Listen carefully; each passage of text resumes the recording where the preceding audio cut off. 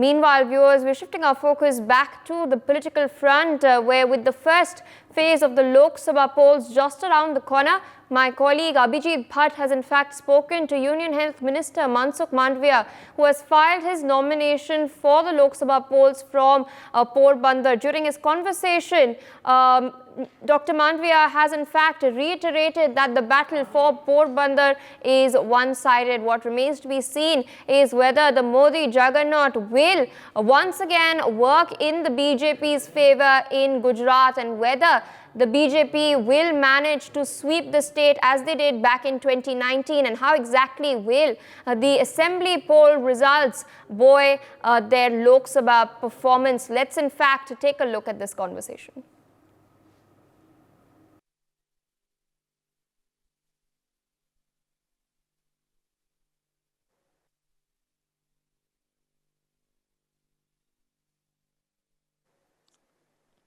लोकसभा चुनाव के तीसरे चरण में गुजरात में 7 मई को चुनाव होने हैं।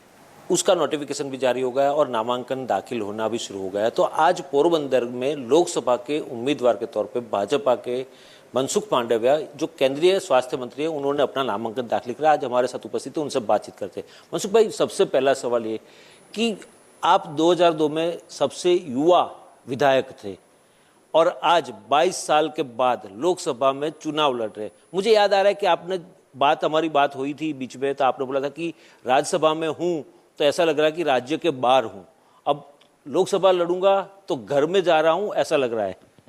स्वाभाविक है, जब पार्लियामेंट में, डेमोक्रेसी में जनता से सीधा इलेक्ट होना एक गौरव होता है और मेरी पार्टी ने मुझे उसके लिए योग्य समझा। मैं पार्टी का आभारी भी हूँ। और पोरबंदर लोकसभा क्षेत्र महात्मा गांधी की जन्मस्थली है, वैसे ऐसे क्षेत्र से मुझे मौका मिला है तो मैं अवश्य जनप्रतिनिधि के रूप में इलेक्ट होने के बाद जनता की और सेवा करने की कोशिश करूंगा। आज एक नया नारा सुना मैंने, जब हम रैली में भी थे, विकसित भारत, विकसित गुजरात, विकसित पोरबंदर। मैंने देखा, मैं 2020 में आया था, तब पोरबंदर की हालत जो थी वो इतनी अच्छी नहीं थी, कोविड भी था और रास्ते भी अच्छे नहीं थे। लेकिन कल जब आए यहाँ पर तो काफ़ी सुधार देखने को मिला।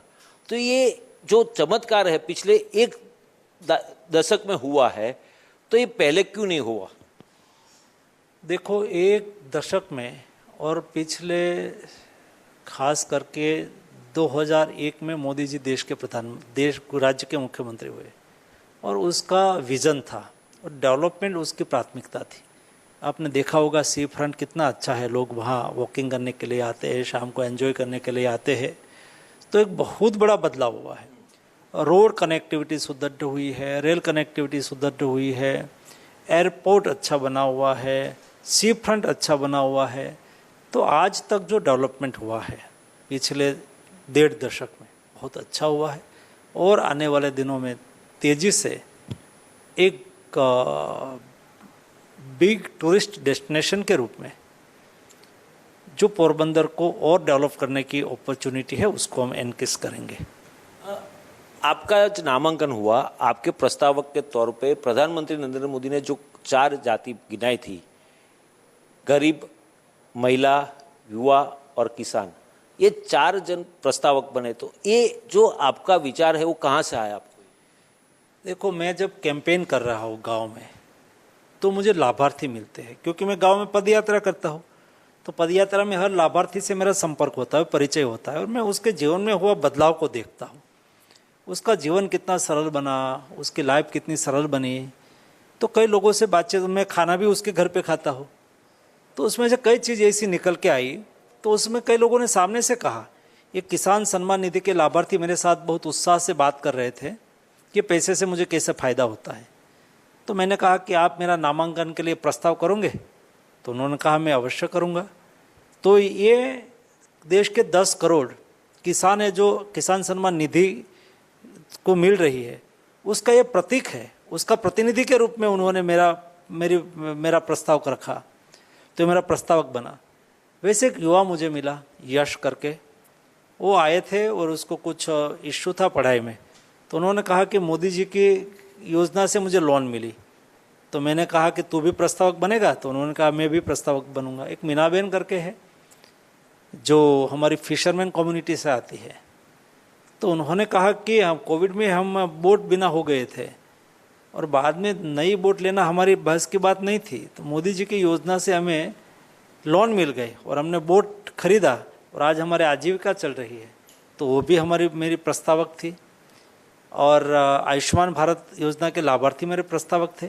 ऐसे लोगों ने मेरा प्रस्ताव करा है, उससे एक संदेश जाता है कि यही लोग चुनाव लड़ रहा है। तो ये लोग स्वयं चुनाव लड़ रहे हैं, तब मुझे लगता है कि ये चुनाव मेरे लिए आसान है और हम जंगी लीड से चुनाव जीतेंगे। मनसुख भाई, गांधी जी के विचारों के साथ आप जुड़े हुए हैं। मुझे याद है कि आप जब पहले विधायक बने उस टाइम पे भी आपने पद यात्रा करी थी, पालीताना में, भावनगर डिस्ट्रिक्ट में करी थी, और जिस तरह से बेटी बचाओ की मुहिम उस टाइम से शुरू हुई थी।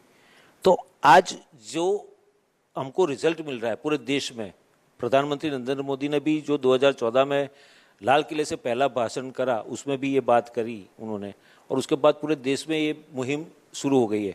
तो एज ए हेल्थ मिनिस्टर आपको कैसा महसूस होता है? मुझे बहुत अच्छा महसूस होता है।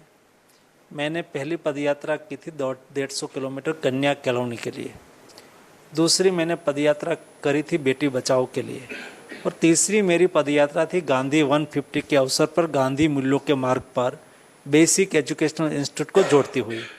और यात्रा में बहुत मुझे सहयोग जनता का मिला था। एक दिन में 10-10 हज़ार लोग मेरे साथ चलते थे, उससे मेरा हौसला भी बढ़ता था। और तब पता चलता है कि गांधी के मूल्य कितना प्रस्तुत है जनता में। जब थोड़ा सा टच करते हैं तो लोग इस विषय से जुड़ जाते हैं, तब पता चलता है कि गांधी जी ने इतनी बड़ी लंबी लड़ाई कैसे लड़ी। तो ये काम करने में मुझे बहुत सेटिस्फेक्शन होता था। और मैं मानता हूँ कि जनप्रतिनिधि का दायित्व केवल रोड, पानी, लाइट के लिए काम करना ऐसा नहीं है, पॉलिटिक्स करना ऐसा नहीं है। सामाजिक दायित्व का भी आपको निर्वहन करना चाहिए। इस उद्देश्य को देखते हुए मैंने पदयात्रा करी थी। आखिरी सवाल मनसुख भाई, पॉलिटिकल सवाल करूंगा। प्रधानमंत्री नरेंद्र मोदी ने कांग्रेस मुक्त भारत का जो बताया था, आज गुजरात में कांग्रेस मुक्त होने जा रहा है और पोरबंदर तो हो ही गया ऐसा माना जाता है, क्योंकि अर्जुन मोढवाडिया जो कांग्रेस में थे और कांग्रेस के जो वरिष्ठ नेता है उन्होंने राम भगवान की जो रामलला की प्राण प्रतिष्ठा थी उसका निमंत्रण ठुकरा है। उसके बाद नाराज थे तो वो भी भाजपा में शामिल हो गए और विधानसभा में उपचुनाव में भी आपके साथ है। आज नामांकन उन्होंने भी दाखिल करा। तो आप लोकसभा लड़ रहे, सामने कोई है नहीं ऐसी टक्कर, तो ऐसे में वन साइडेड है या कोई टक्कर मिलेगी? मैं ऐसा मानता हूँ कि हम उसको टक्कर इसलिए नहीं मानते हैं कि हम जनता पर विश्वास रखते हैं। हमारा दायित्व जनता के प्रति है और हम उसको अच्छी तरह से निभाया है और निभा रहे हैं। इसलिए सामने वाला क्या कर रहा है उसकी जगह पे हमने 10 साल में क्या करा था, हम क्या कर रहे हैं उसके पर हम ज़्यादा जोर दे रहे हैं। इसलिए हमने हमारा विजय हमें सुनिश्चित लग रहा है। बहुत बहुत शुक्रिया मनसुख भाई। तो दर्शकों, तो जिस तरह से मनसुख भाई ने अपना आत्मविश्वास व्यक्त करा है और उन्होंने बताया कि जिस तरह से लाभार्थी उनके सपोर्ट में है, पूरी जनता सपोर्ट में है, तो आने वाले दिनों में जब 7 मई को चुनाव होगा और 4 जून को रिजल्ट आएगा, तब पता चल जाएगा कि 5 लाख की लीड से जीतने का जो लक्ष्यांक रखा गया है वो सीधे सीधे भाजपा को फायदा कराएगी और भाजपा यहाँ पर 5 लाख से ज़्यादा मतों से जीतेगी, ऐसा भी उनको विश्वास है। कैमरा पर्सन किशोर आठवले के साथ Abhijeet Bhatt, India news, Porbandar. For more such videos, subscribe to the NewsX YouTube channel, hit the bell icon.